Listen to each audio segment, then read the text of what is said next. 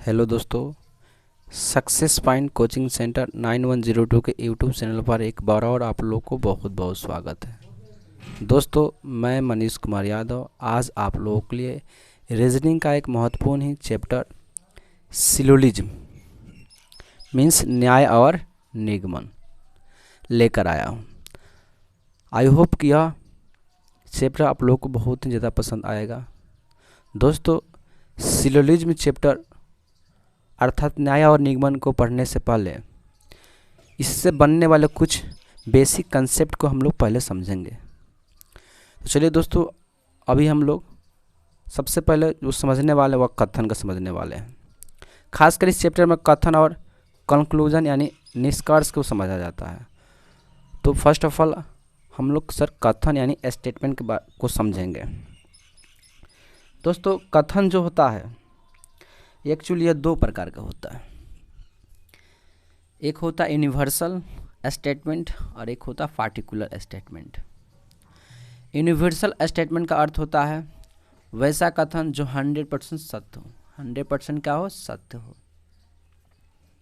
और पार्टिकुलर का अर्थ होता है कि वैसा कथन जो 100% सत्य न हो, 100% सत्य न हो। इसको समझने के लिए एग्जाम्पल लेते हैं। यूनिवर्सल के जहाँ तक बात करते हैं, सभी कलम लाल है, इससे यह तात्पर्य होता है कि सभी के सभी कलम क्या है, लाल है। यह 100% क्या, सत्य है। और कुछ कलम लाल है, इसका अर्थ होता है कुछ कलम लाल है, यह 100% रिजल्ट आपको नहीं दे रहा है। यानी कुछ कलम लाल है तो कुछ कलम काला पीला कुछ भी हो सकता है। सो यहाँ से हम लोग को समझ में आया है कि सर कुछ कलम लाल है या 100% रिजल्ट नहीं देता, इसीलिए इसको पार्टिकुलर कह सकते हैं। और इसे जो कथन जो स्टेटमेंट हमें 100% रिजल्ट दे उसे यूनिवर्सल कह सकते हैं। आई होप दोस्तों यह समझ में आया होगा। चलिए दोस्तों नेक्स्ट देखते हैं। यूनिवर्सल जो होता है यह एक्चुअली दो तरह का होता है। एक धनात्मक हो सकता है, एक नकारात्मक हो सकता है। और इससे दोनों से बनने वाला रिजल्ट भी क्या होगा, 100% होगा। क्यों? क्योंकि यह इसी से निकला हुआ है। जैसे सभी कलम लाल हैं, और यहाँ पर नहीं लिखे तो लिख सकते हैं सभी कलम लाल। सभी कलम लाल है, इससे यह तात्पर्य निकलता है कि सभी के सभी कलम क्या है, लाल है। यह क्या हो गया, यह सेंटेंस धनात्मक है, इसलिए इसको धनात्मक कह सकते हैं।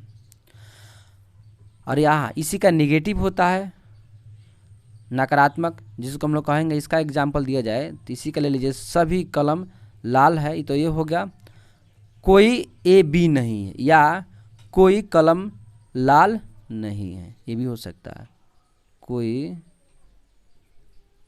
कलम लाल नहीं है, यह हो सकता है। नेक्स्ट आते हैं सर, इससे भी देखिएगा दोस्तों, इससे भी क्या होगा, 100% रिजल्ट निकलेगा। कोई कलम लाल नहीं है, मतलब यह निश्चित हो गया, यह 100% फिक्स है कि कोई कलम जब लाल नहीं है तो और कुछ नहीं होगा उसमें। कोई कलम लाल नहीं है तो नहीं है, 100% फिक्स हो गया। पार्टिकुलर जहाँ तक हम लोग पढ़ेंगे तो पार्टिकुलर में भी दो तरह का हो सकता है, एक धनात्मक होता है, एक नकारात्मक होता है।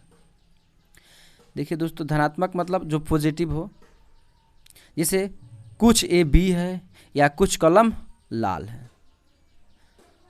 इससे भी दोस्तों क्या होगा, 100% रिजल्ट नहीं निकलेगा आपको इन दोनों से, क्योंकि दोनों इसी से मिलकर बना हुआ है।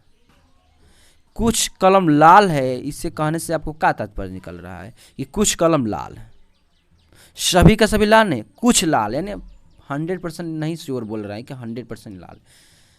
इसी तरह इसका एक निगेटिव आएगा नकारात्मक, कुछ नहीं से बनता है। जैसे कुछ ए बी नहीं है, कुछ ए बी नहीं है, या कुछ कलम लाल नहीं है। इससे बनाइएगा तो एक और बना लीजिए, कुछ कलम लाल नहीं है। आई होप कि दोस्तों आप लोगों को यह समझ में आया होगा। तो इसके बाद हम लोग समझेंगे निष्कर्ष के बारे में। निष्कर्ष दोस्तों यह जो होता है 3 तरह का बनता है आपके एग्जाम में। एक फॉलो करने वाला जो अनुसरण कहते हैं हिंदी में, एक अनुसरण नहीं करता है, एक संभावना होता है। तो दोस्तों अनुसरण उसको कहते हैं, वैसा कथन जो 100% का, वैसा कंक्लूजन जो 100% का हो, सही हो, उसको हम लोग अनुसरण कहते हैं। जो 100% सही नहीं हो, जो 100% फॉलो ना करता उसका अनुसरण, ये सेकंड टाइप हो जाता है। और जो ये हम लोग डिसाइड नहीं कर सकते कि 100% सही है कि 100% गलत है, वह पॉसिबिलिटी हो जाता है, वो संभावना हो जाता है।